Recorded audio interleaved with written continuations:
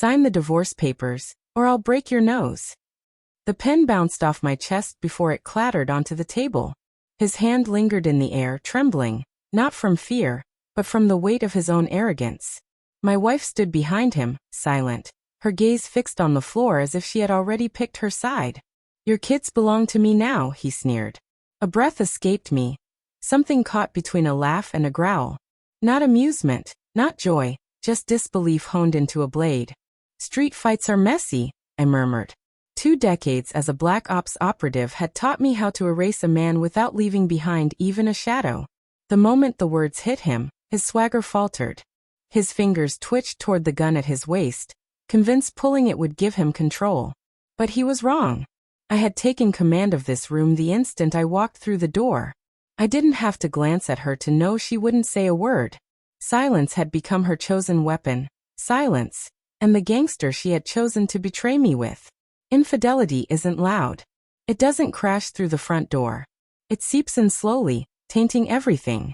It stains the sheets, hides in her pauses when she lies about where she's been, lingers in the way she avoids my eyes when handing me my morning coffee. I wanted to deny it. Pretend I hadn't seen the late-night calls, the strange number flashing on her phone, the messages that spoke too much. But denial is weakness, and weakness in my world gets you killed. So I watched. Her betrayal wasn't simply a fling. It was deliberate. She wasn't searching for passion. She was bargaining for protection. She wanted a man dangerous enough to frighten me. She forgot who I had been. She forgot what training does to the mind. I wore the mask of the husband too busy to notice. But inside I was cataloging every detail. Phone records, hotel check-ins, credit card charges that betrayed her stories. I studied him too, his routes, his routines, the way he relied on intimidation instead of strategy. A thug built on violence, hollow of discipline. I gathered evidence quietly. DNA from motel sheets. Camera feeds from parking lots. My silence was not defeat. It was preparation. And every night I lay beside her, I burned with questions I never spoke aloud. How long had she despised me? When did devotion turn into her chance to escape? She kissed me once in the kitchen while dinner simmered. Her lips touched mine, but her eyes were far away. I let her believe I was blind. In truth, I was waiting for the perfect moment to see. The report came back clean, precise, undeniable. DNA, surveillance stills, a paper trail of betrayal spread across white sheets. That night, after the children had fallen asleep upstairs, I placed the folder before her on the table. I said nothing.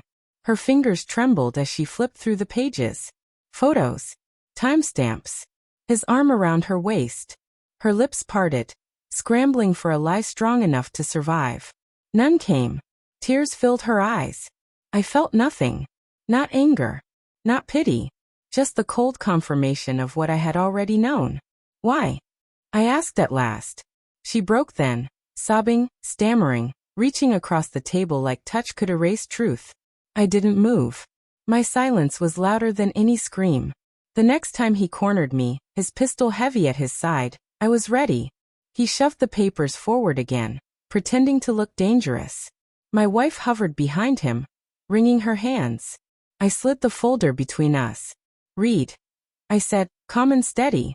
He scanned the pages, his expression twisting from arrogance to panic. Every photo. Every timestamp. His face. His fingerprints. His stain across the life he thought he'd stolen. You didn't just crawl into my marriage, I told him coldly. You walked into a federal crime, conspiracy, racketeering. And I've already delivered copies to people who don't forgive. The color drained from his face. My wife gasped, realizing too late that she had chosen the wrong enemy. I didn't raise my voice. I didn't touch my weapon. I let silence suffocate them both. Then I left. He sat staring at evidence that would dismantle him. She stood frozen, staring at the man she thought would save her. The children were mine, not because of law, but because of truth. They would never again be handed her twisted version of love. I walked out without looking back. Betrayal doesn't burn hot. It freezes you, sharpens you, strips away weakness.